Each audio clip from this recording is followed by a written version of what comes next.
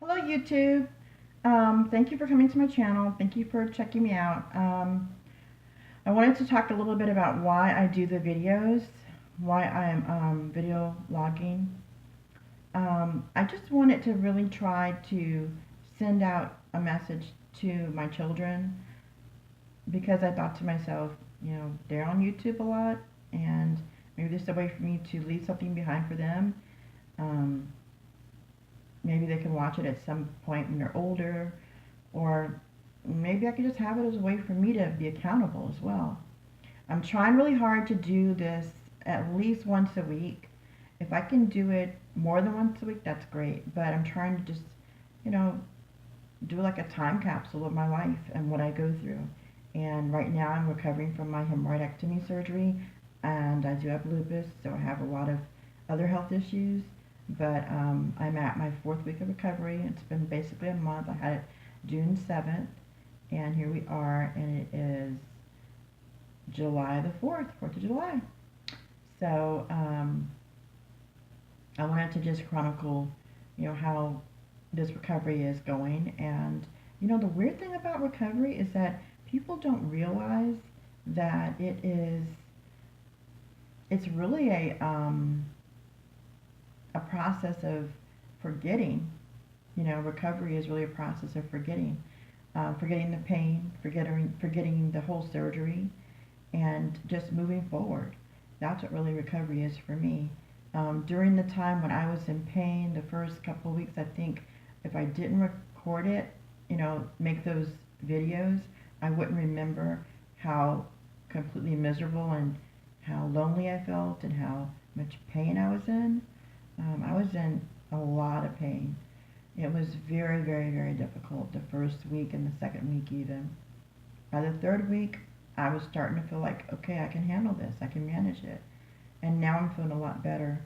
But when you first come home from surgery, I think because you're so numb and you don't really have the sensation that you would have in the second week. So the first week, it's kind of easy. The first couple of days are kind of easy.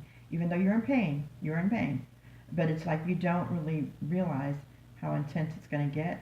By day 3 and day 4, you're like, oh hell, this is awful. Like you're thinking to yourself, I'm not going to survive. Like, how am I going to survive this? Really? I mean, that's kind of how you feel. Like, I was praying like, oh God, please, Lord Jesus, let me get through this.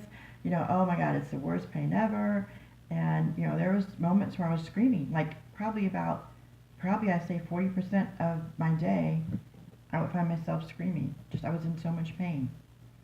And it got to the point I think where my husband was just he had tuned me out. My kids had tuned me out because they heard me in the bathroom or in my bedroom, and I didn't even want to leave my bedroom or my bathroom. There were days where I'm thinking I can't walk into the kitchen or much less the living room to even socialize because I'm in so much pain. I'm just so miserable.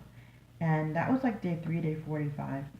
By and of course depression came with that of what the hell, you know does anyone care, why am I doing this, and why did I do this to myself. And then by week 2 it's like, okay, it's not the worst thing in the world, it will pass, it's just pain. And I still was screaming, don't get me wrong, I still be like, oh Lord help me. And there was those sharp jabbing knife-like pains and spasms I would go through. And remembering it now is difficult because, it just seemed like it was so long ago, but it was just like 2, 3 weeks ago. And by the end of week 2, I was like, okay, I'm okay. I went to the doctor. He said I had an infection, so it'd be a little longer for me to recover. And he said that it was nothing I did to make that infection happen. I was very clean. It was like the wound was just infected, maybe because of the depth of, my internal hemorrhoid, or maybe because of the, you know, healing process with me having lupus. But there was no reason. There's no reason. Basically, it was just how it went. And sometimes that's one of the, risk factors of having the hemorrhoidectomy and the anal fissure removal surgery. So, and I had 3 grade I don't know what, it was the highest grade of hemorrhoids. They're really bad. And he said it was very large hemorrhoids, 3 of them, and then 2 anal fissures. So it was, it was really bad. And all I can say is I really, really hate that I ever had to go through this. And if I could avoid it in any way, if I could help my children avoid it in any way, or help anyone avoid it in any way, the best I could say is try not to become obese. Try not to eat foods that are going to, cause constipation or constrict you in any way.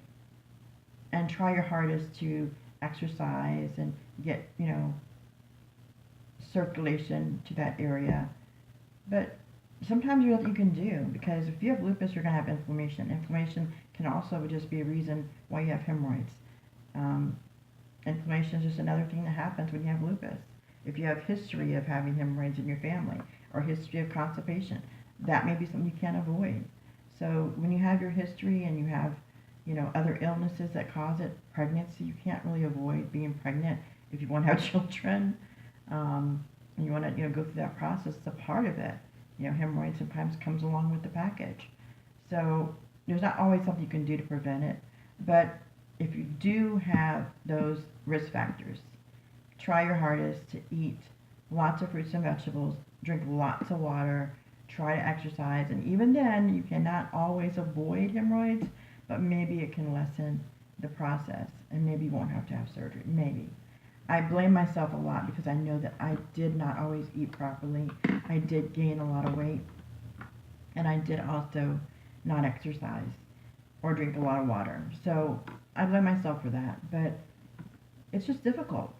Right now, I had lost 18 pounds and I've gained a pound the last couple of days. I do believe it's because I had not stuck to my intermittent fasting, and then I chose to eat foods that I probably shouldn't have eaten.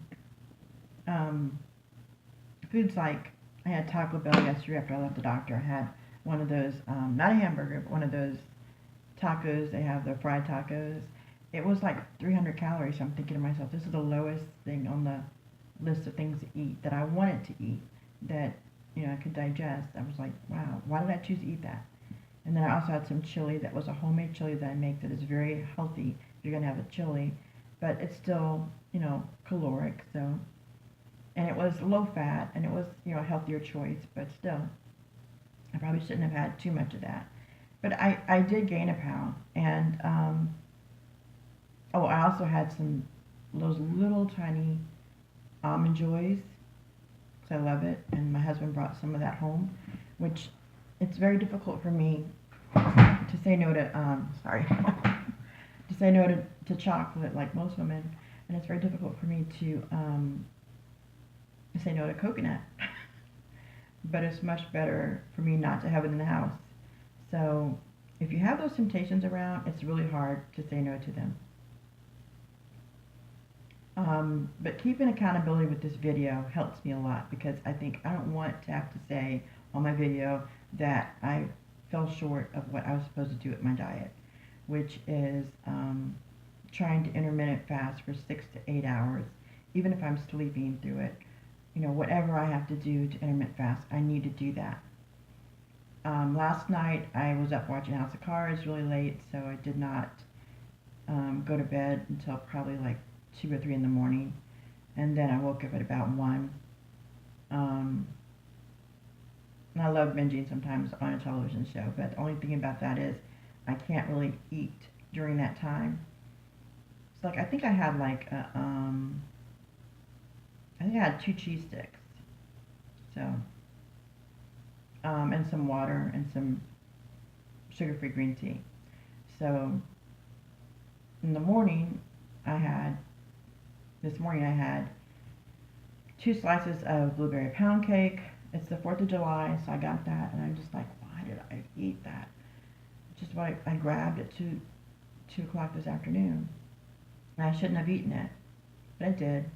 The rest of the family are having hot dogs for 4th of July, and I don't really like hot dogs, so it's not a problem for me not to have them. But I made some homemade chili, so I'm going to have a little bit of chili, probably 6 ounces of that chili. And that would probably be about 400 or 500 calories, 6 ounces of that chili.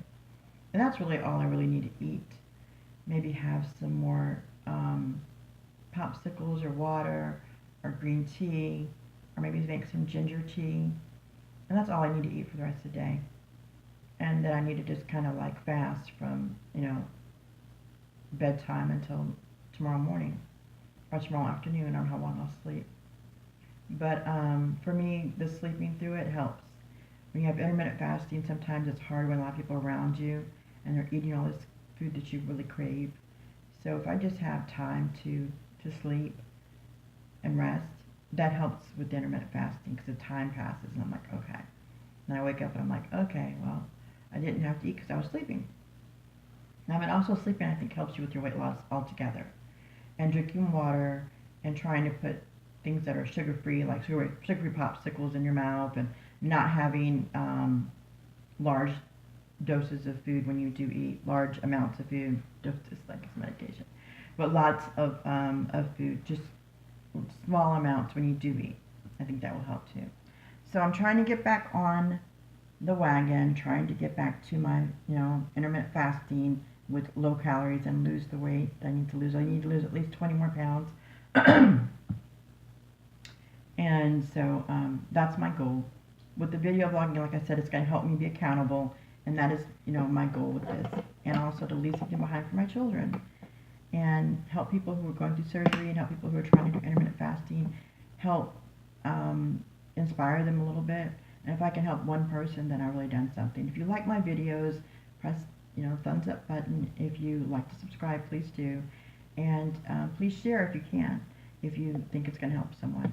So I'll be trying to do this at least once a week, like I said, and I'll be trying to stick to the intermittent fasting, and my recovery is going well, even though I'm probably at 4 weeks now. I think I'm a month away from, being healed. They say I have 2 more weeks before I'm completely, myself again. 2 to 4 more weeks. So it's still a process. But thank you very much. I appreciate your time to listen to my videos. And if I help you in any way, like I said, give it a thumbs up. Thanks for watching.